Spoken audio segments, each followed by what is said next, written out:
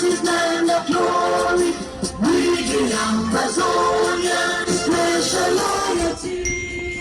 Praise our Savior, who granted us the freedom, and led us to the heroes from Babylon we gather. Glory to your glory, we rise and never to fall. Here in the nation, for ignorant and hardy. Glory, glory, glory to the Father for making you a nation a joy forevermore. Amazonia, land of freedom, you shall live in plenty between our knees, and your children shall be like the stars above. You must, my God, be the watchman of this nation. Amazonia, land of freedom, you shall live in plenty between our knees, and your children shall be like the stars above. You must, my God, be the watchman of this nation. Awesome. I have spent 3 weeks traveling in the northwest and the southwest through a region that has been effectively cut away from public opinion because there is a curfew, there is no access to the internet, and the border to Nigeria is closed. And it is a region where war is being waged. Now, actually, tanks are being sent there. So when I was there, the region was totally militarized. And I could see myself, that is really marginalized. I mean, people really live in conditions I've never seen. So in my article, I simply described what I saw.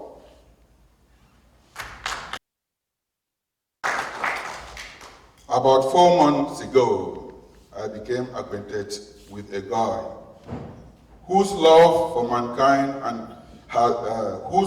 mankind challenged him to question and stand up against the evil government of Cameroon, his country of birth.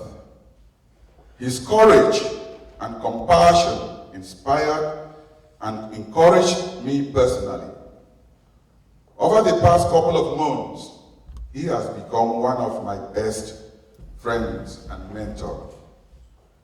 He has spent years writing and fighting injustice and human rights abuse in Cameroon. He has become a public enemy number 1 to the regime that rules Cameroon.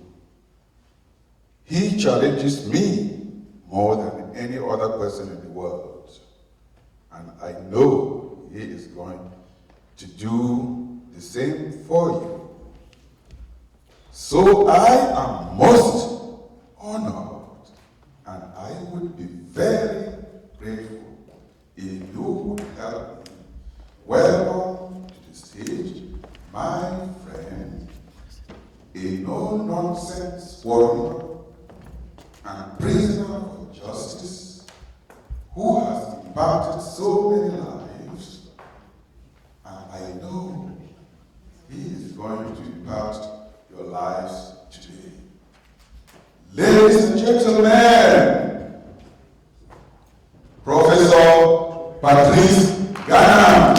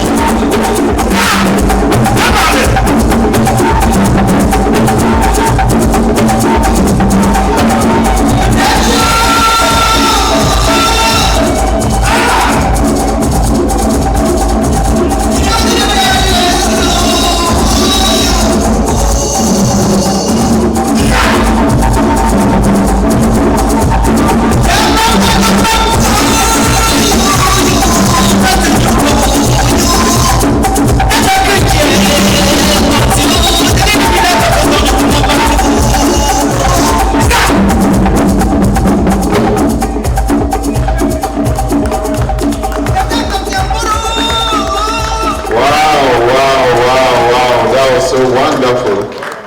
Ooh, that was so wonderful. We are going to dance here today. Yes, we are going to dance here today. Welcome, Professor. Wow, I think if there is a reason to go to jail, that's it. That's it.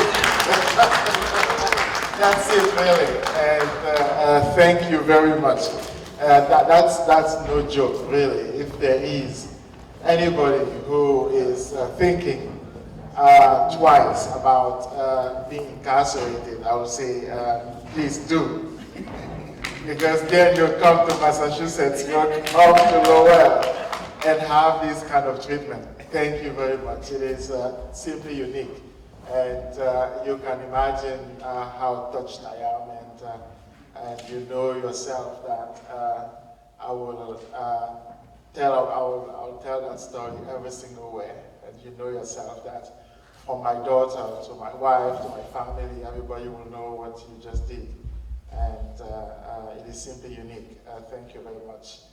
And thank you for, even before I received the citation from City Council, that is so momentous because it comes from their heart.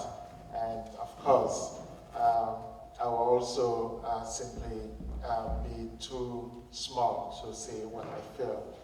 You remember, we were all invented by the Germans. So it is elusive because no one can claim any authenticity. No one can claim any right that would be so important as to exclude the new passenger who came into the train. Because all of us have been invented by the Germans anyway. All of us are the memories of a war that was started by empire, right? But still, that precedent removed from the Francophone point of view. Right? I'd like us to maybe understand what is going on in the mind of a Francophone who becomes an Ambazonian. That's what I'm working on. That precedent gives the Francophones a feeling of having the power to exclude the Anglophones who just join into the train, into the compartment of the train, even though that power is elusive in its own constitution. Right? But what is also maybe important to underline here, it is that politically, and I hope it was seen during the presentations that were done here before we came into the room, I would like to underline the fact that the Francophones themselves have been, if the Francophones have been invented by, by colonialism, yeah, Cameroon having been a colony of the Germans before, and the Francophone, of course, having been created by France, right? The Anglophones, and I use the term from the Francophone point of view, the Anglophones have been invented by the Francophones. Here's the reason. You have that part, Southern Cameroon and Northern Cameroon, two. One part decided to, or was linked to Cameroon, and the other one was linked to Nigeria, Northern Cameroons. Those Northern Cameroons, they don't call themselves Anglophone anymore. It's finished. They're Nigerians. It's done. For those in Southern Cameroons, why does anybody even come to the idea of calling them Anglophones? Why? Because it is the Francophones who do that. Because it is the Francophones who actually name them. Right? Because it is, and I will be totally concrete there, because it is Paul Biya who named them Anglophones. I will go into details a little bit and say the following. Of course, in our mother tongue, of course, in the Cameroonian organization, political organization of that space, in our mother tongue, for instance, in Majumba, we have the term Bongrisi, which designates anybody who speaks English, excluding the Nigerians, but specifically those who speak English. So it is a designation for people from the Northwest and the Southwest. Right? So that one we know. But specifically on February the 4th, 1984, I don't know if you read that decision taken by Biya. It was a decree that he took to not only change the name of Cameroon to make it become La République du Cameroon, as you well know, on February the 4th, 1984. But during that time, it was a time of 2 months, he took 4 specific decisions, 4 decisions I would like us to always remember. The first was not even the decree we all know. The first one was practically a propaganda, a change in the propaganda machine that he uses. And you well know that Cameroon works more on propaganda than it works on the law. I think I'm not saying something wrong when I say that Cameroon is a propaganda machine systematically. And for those of you who have somehow my age, you may remember that there was a shift between what they used to call national unity towards what they will now call national integration. You see, you remember that? What was the consequence of that shift? Because if you take national unity was the conclusion of a long process that included federalism. National integration, as they were saying, was that now federation is not necessary anymore.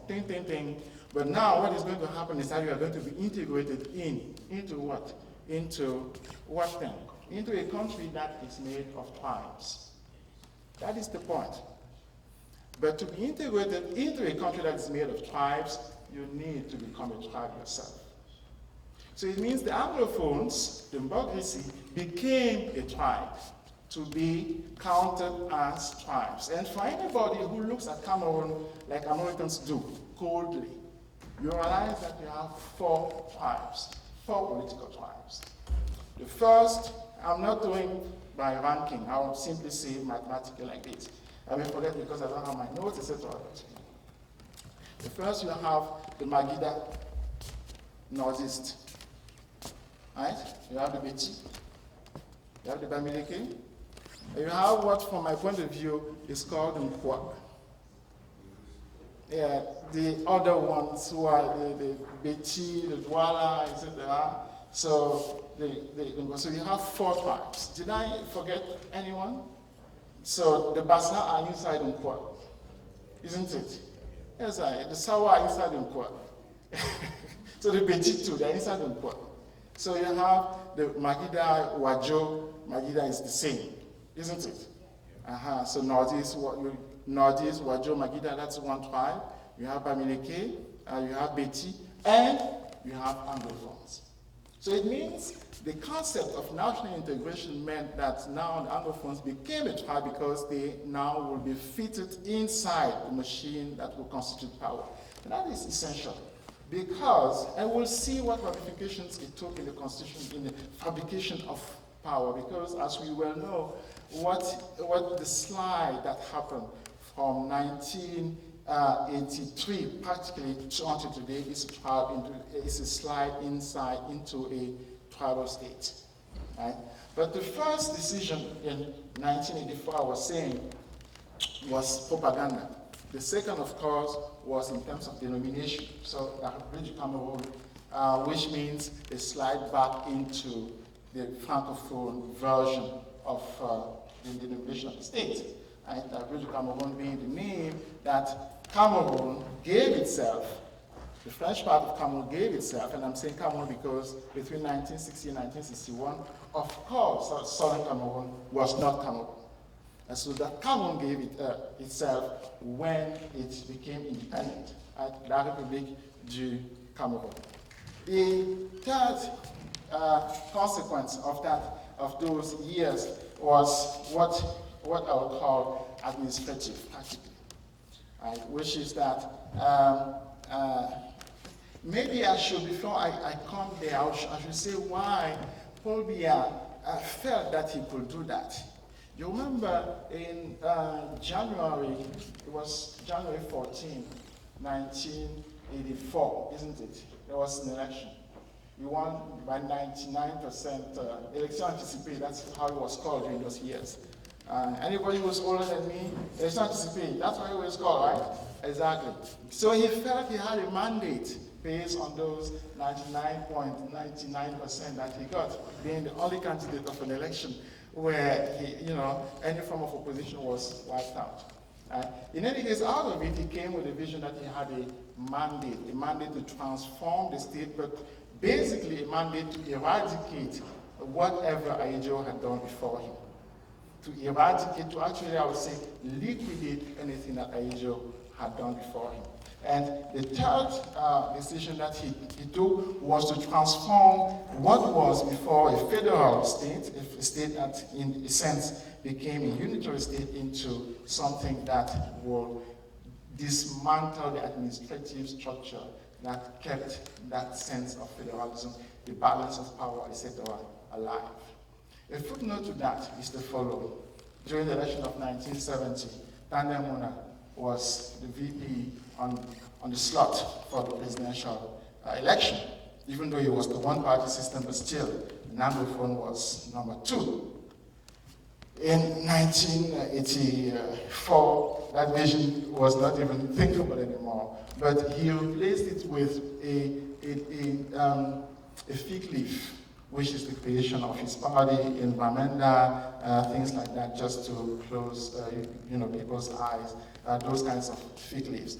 But in any case, to liquidate anything that, in terms of administrative structure, kept a vision of a federation still alive. And the position of a VP was essential in that. You can roll on to today and you see the position of an Anglophone in government. It is Yang, who is the Prime Minister, who is actually simply an echo chamber.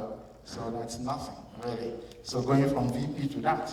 In between, the question will be on the table, which is, when Aidjo decided to indeed choose a person who will run, who will become the president after him, why didn't he choose Nganang? Because Nganang was his VP. Why? It's natural. He will be his VP. He will be president. Why did he choke him? What was the problem? Exactly. So what was the deal? Anywhere the VP will be the next one online. So that there starts the contentious battle, if you want, the misunderstanding, the sliding through the mud, the disappearance. The fourth decision that he took was not only a matter of personnel, because I'm summarizing something that one can read because he did, of course, a remaniement ministériel. In 1984, there was a huge remaniement ministériel. You can check that, you'll see those decisions. The fourth one was in terms of the reorganization of the territory. So he simply transformed it into what, I don't know if you have an English word for that I can say, but it is a transformation into a French vision of the state, where the president will really be a head of state, where you have the president who is so on top there that you cannot touch him. That even if you have a dialogue, and it is essential for us to remember that, even if there are some people who have a vision of a dialogue in Cameroon, they will dialogue, but without Biya. So Biya will never be there. He will be somewhere there. So you can dialogue as long as you want, and he will never be there. So you have that constitution of a president who is never there, and who is absent, who is simply a shadow, but who indeed has the right to kill anybody. So those four decisions are important for us to remember in terms of what came out of 1984 in terms of the changes that were done to the states. Now, what is important to us is that there were reactions, and those reactions came out of two angles. The first angle came from the Wajo, the Kassa, the Northeast, the attempt of a coup d'etat. Right? But the second reaction is the one that one doesn't mention very often. It's the one I like the most. It is Lojin Dinka, the New Social Order. You open the book, 1985, you have inside the book for the first time the word Ambazonian. It is 1985. So if in this room somebody didn't know that, I'm happy to say, download that book, read it. Because it was underground, the man was arrested, put in jail, sent in exile, etc., etc. So it is really one of the first casualties of the Anglophone struggle, of the struggle of the Ambazonian struggle, also. 1985. You can see Ambazonia was born, as an intellectual idea, as a reaction to the constitution of the state in terms of the ratification of the Anglophone legacy in federalism. So it was a reaction, it was actually an answer back. It was, I would even say, similar to the coup of 1984, right? Because you remember that we have 4 specific political tribes, and those 2 tribes reacted. You know, the Nkwa, of course, will not react because they had power. Right? The Bamileke and Bamileke, don't ask me why they did not react. So it is always a matter of a joke. It's not a joke for today. Right? So in any case, you have Ambazonia appearing as something that, of course, is already the expression of a dissident consciousness. And it is fundamental to underline that. It is that Ambazonia is a way of saying no to beer. It is a way of fundamentally saying no. We do not accept those 4 decisions you took. We actually are against those 4 decisions. Actually, we want to leave Cameroon because of those 4. Actually, we actually are going to go to jail because of those 4 decisions you took. Right? So Ambazonia stands for that. For me, when somebody says I'm Ambazonian, I would like to say that if you are educated, if you want education, go and read that original text first. And as far as I'm concerned, that is what made me become Ambazonian, which is to say that because I'm educated, I'm not going to become something I don't know. What I did was to go and read first, to understand what it is, and to understand how it is verbalized. I understand also that maybe some people think that I became Ambazonian simply by going through the Northwest and the Southwest during 3 weeks, coming out of it and having a fame and saying, now I'm going to be to eat that cake that it's put on my table. No, I'm somebody who actually thinks through those processes. The second part of my argument is the following, and I'd like us to maybe think a little bit about it, is that when English-speaking Cameroonians join that state called Regi Cameroon, they join a state that already had a history of how to deal with people. And it is essential to underline that they joined a state that already had an apparatus, that had a way of dealing with administration, but even with history. It had a way of teaching history to children. It had a way of giving degrees to people. It had actually a particular way of arguing. I'm trying to say that when English-speaking Cameroonians joined that train, the 5 passengers were already talking with each other. I hope we understand that when people are in a compartment, they don't simply shut up. They have a way of organizing each other. They will have a way of arguing. They have a conversation going on already. And the 5th person who is coming has a choice. Join that conversation, or I don't know what to do.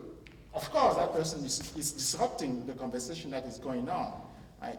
Now, I'd like us to think a little bit about the conversation that is going on, that was going on inside that compartment. But to be able to verbalize that conversation, I'm going to give you another example. It is the example of a woman who gets married. So when you get married to a man, I'm not going to say the other way because I want to be polite with women. I'm going to say it against men. When you get married to a man, because you get married to a man very often where we come from, without knowing that man that much. So it's not your high school sweetheart very often that you get married to. It is very often a man that you did not know that much. So you discover along the way that the man actually had habits. Maybe the man was a drunkard, and yet he could hide that during the period of your fiancé. So he could hide that a little bit. But now when you get married to the person, you realize he's actually violent. And the first time he hits you, you think it's a joke. But he has been hitting people before all along, except you did not know that. He didn't tell you that. That man, I don't know, he's not a serious person.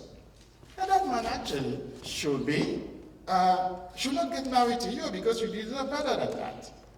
The relation of marriage, I think, can explain to us a little bit what happens to the relation between English-speaking Cameroonians and French-speaking Cameroonians, which is to say that the French-speaking part of Cameroon is a state that is born in illegitimacy. I'm going to explain it step by step. You have a state across, no, I'm going to start it this way. I'm going to start with the USA of America. The person who fought for independence in this country, I think, is called Washington, isn't it? The first president of this country is called Washington. It's logical, right? It makes sense. That is the way it should be. If you go to Zimbabwe, Mugabe fought for independence, and he is the president who got independence after that. If you go to Algeria, it will be the case. If you take Guinea, it will be the case. Even Cote d'Ivoire, Ufouébani, it will be the case, etc., etc. It's totally logical. History is not fool. It's not foolish. History is logical. It makes sense.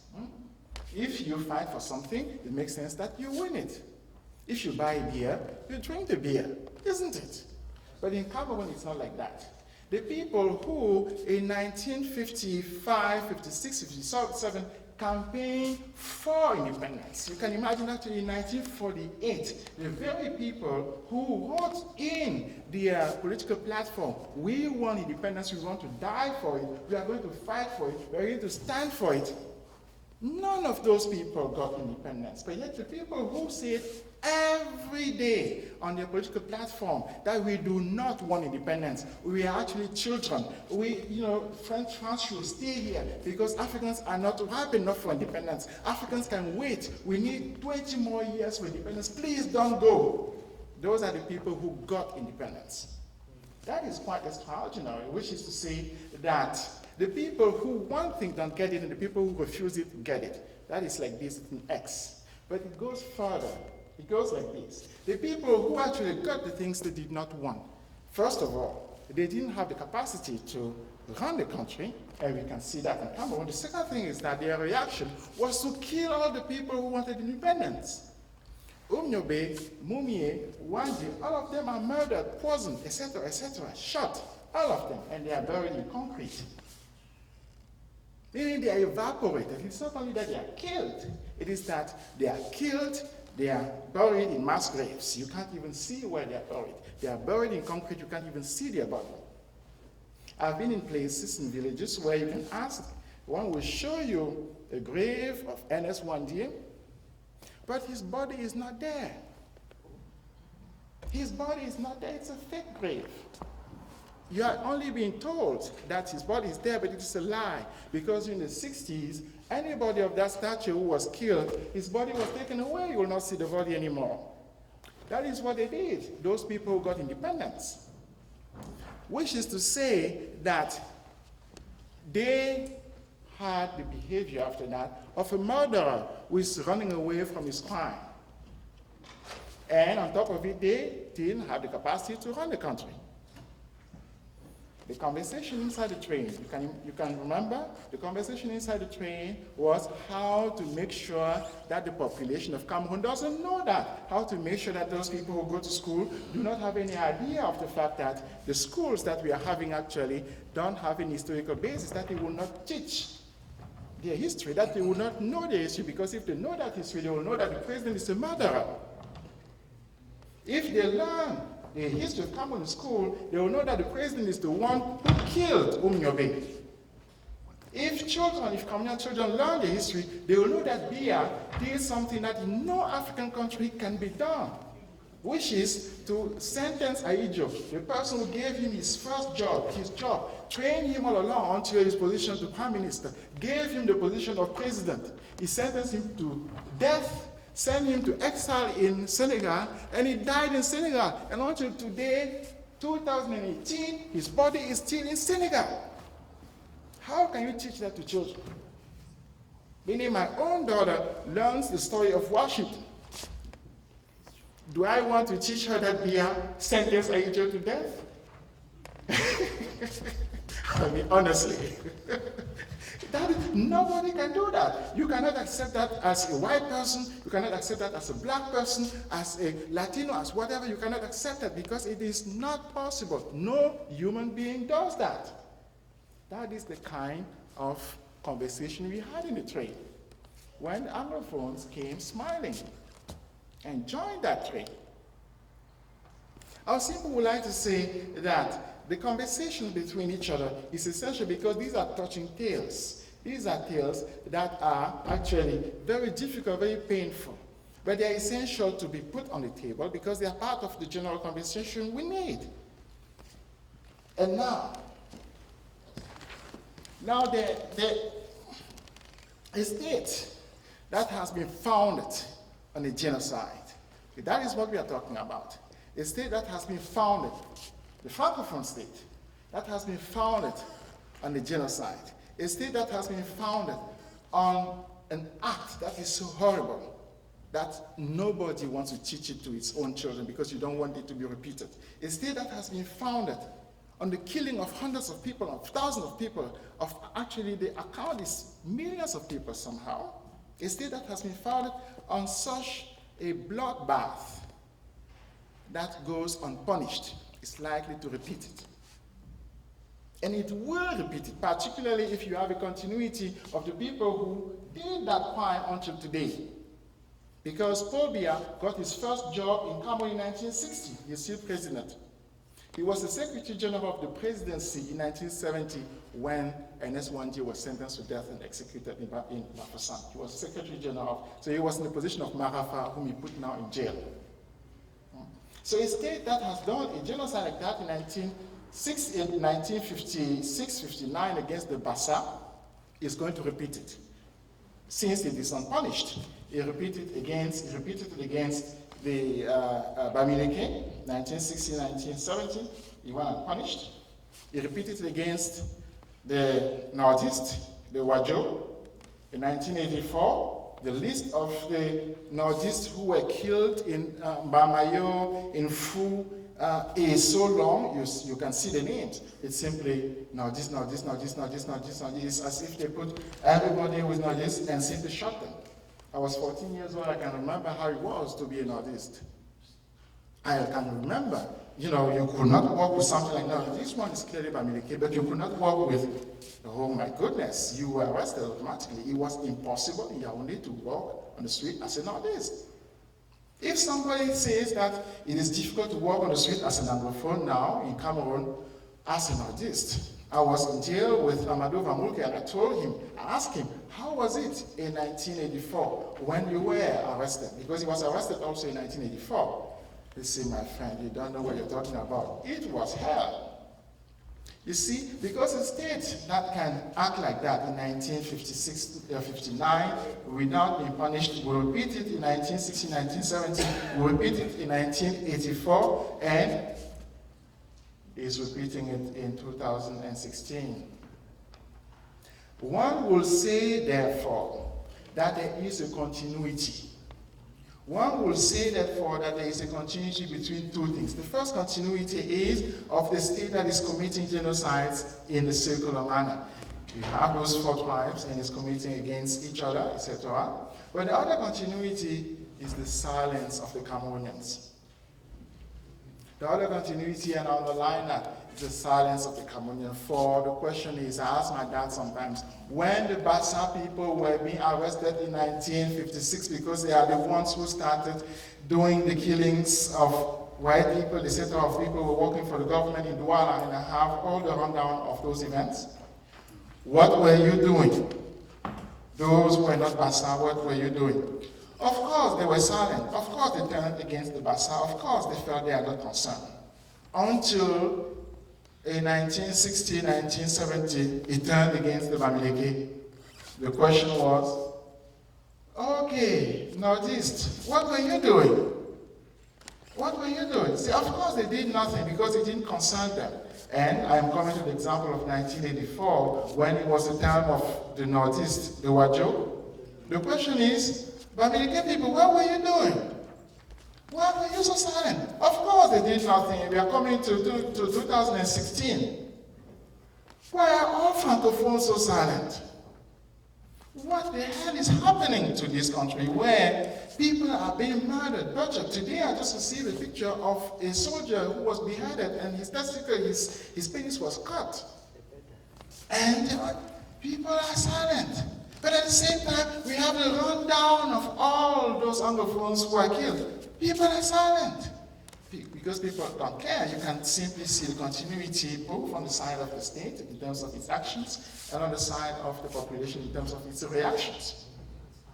What I'm trying to say is the following, and I'll repeat it that really very often. I think we need to think that we have not only been taken away from our history because of the criminality of the regime that we have, and also because of the fact that empires forget the wars, the memories of the wars that they have waged, but in a certain sense, and I'm talking here now as a francophone, we are accomplices of the crimes that have been committed. We are totally accomplices of the crimes that have been committed. Because somebody who is silent in front of a crime is an accomplice of that crime. A person who shuts his mouth when somebody is being killed is an accomplice of that crime. And I personally refuse to be that person. That is why I decided to be an ambassador. Can you put your hands together, please? Thank you so much. You see, Professor, I don't know, this may not be your last visit, because we see you just have too much for us that we can't bear today. Thank you. Can we put our hands together again, Professor? I mean, with a standing ovation, I expected us to stand up to honor this legend. He's a legend. We can't make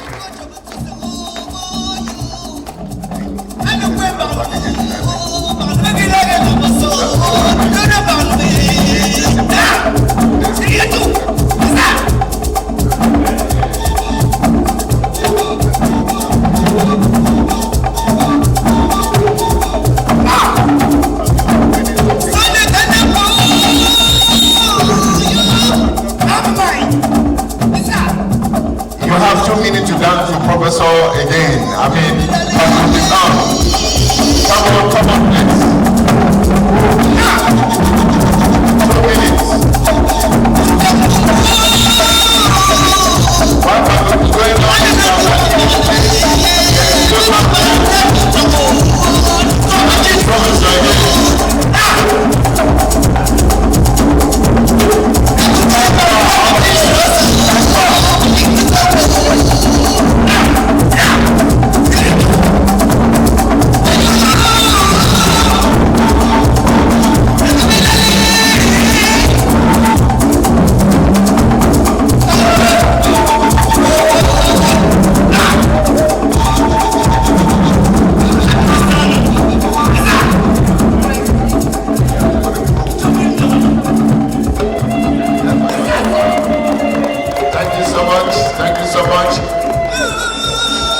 so much.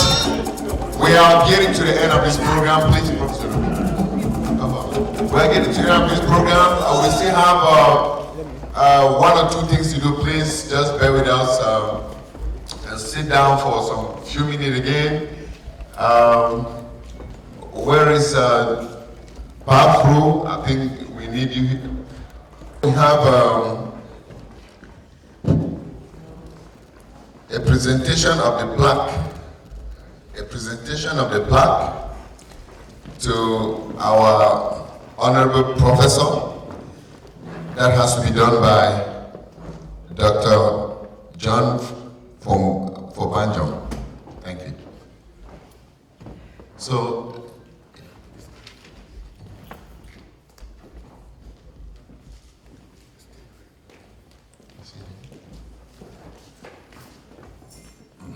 okay, so the plaque. Yeah, so Nifru is going to say something about the plaque coming from the state rep. Ladies and gentlemen, our state representative, Mr. Radim Mom, is on the program that he will give a citation to our distinguished guest, Professor Patrice Nganang. As you watch the video, that's the citation from the Massachusetts House of... In the same language as you. I know that you are doing beyond the great wisdom that you have. And I'm just honored to present the House of Representatives to you. And I hope that this will let the many citizenship knows your quality and the wisdom you share to all of us. Thank you so much. Thank you. Thank you very much. Yes. Thank you. House of Representatives, that State Rep Randy Mom was here early this evening and awarded and recognized Professor Patrice Nganang. May all of us give him a thunderous applause.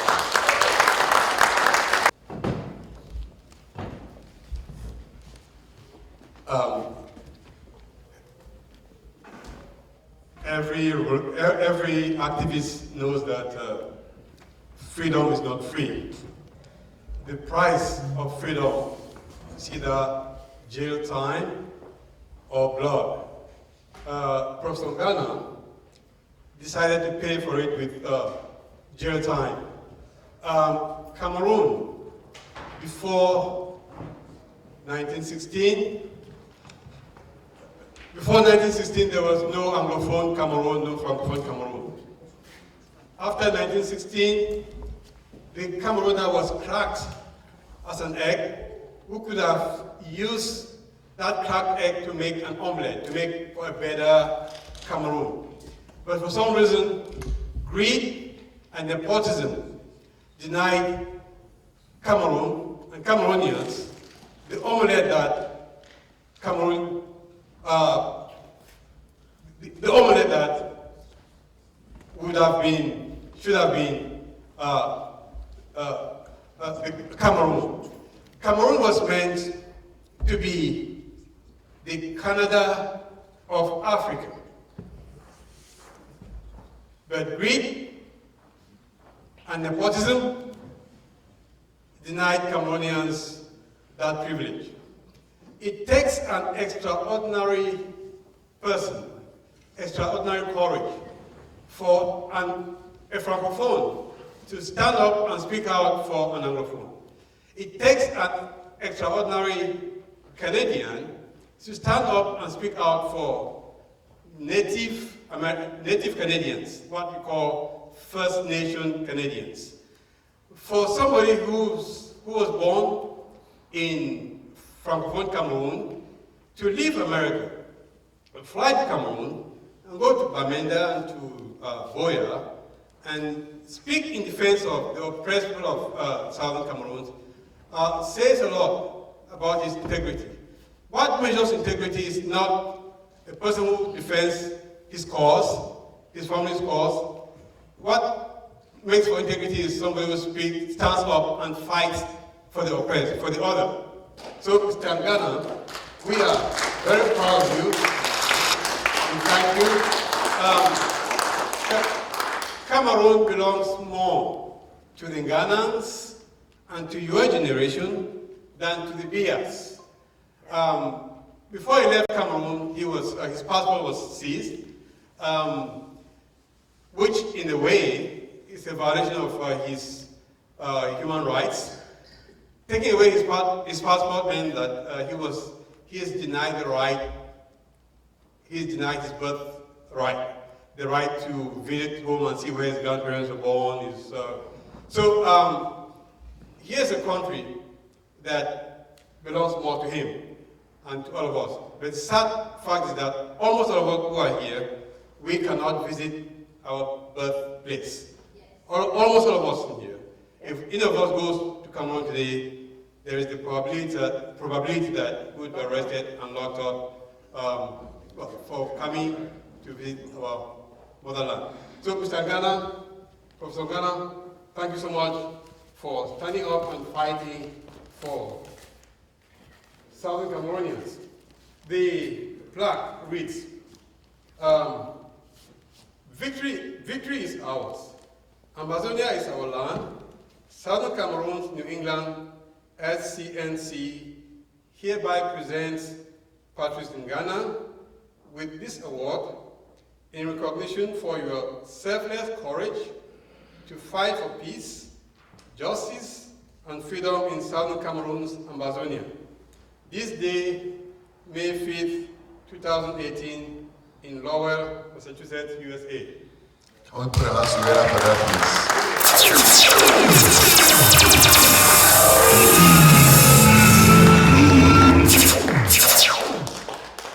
Mr. Bia, we have him. He's freer today than he was before he came down to Cameroon. Amen. And tomorrow, all of us will go home to a freer southern Cameroon. Thank you.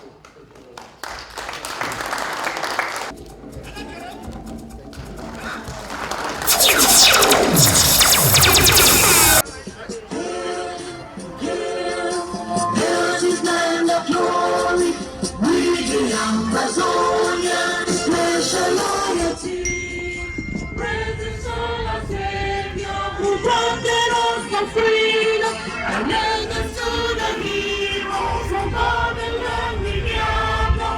Glory to your glory, we rise and never to fall. Here in the nation, flowing with and harmony.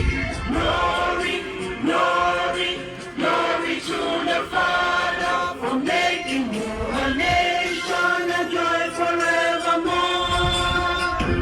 Ambazonia, land of freedom, you shall live in plenty within our need. And your children shall be like the stars above. You must, my God, be the watchman of this nation. Ambazonia, land of freedom, you shall live in plenty within our need. And your children shall be like the stars above. You must, my God, be the watchman of this nation. The international community. You see, those are the leaders who are jailed in Cameroon. That's the president who was here, President Sisiko Ayuk Tabe. That you have Barrister Nalowa, she's a lawyer. You see Professor Awason. You see Dr. Felice Che. You see can you scroll it up, John?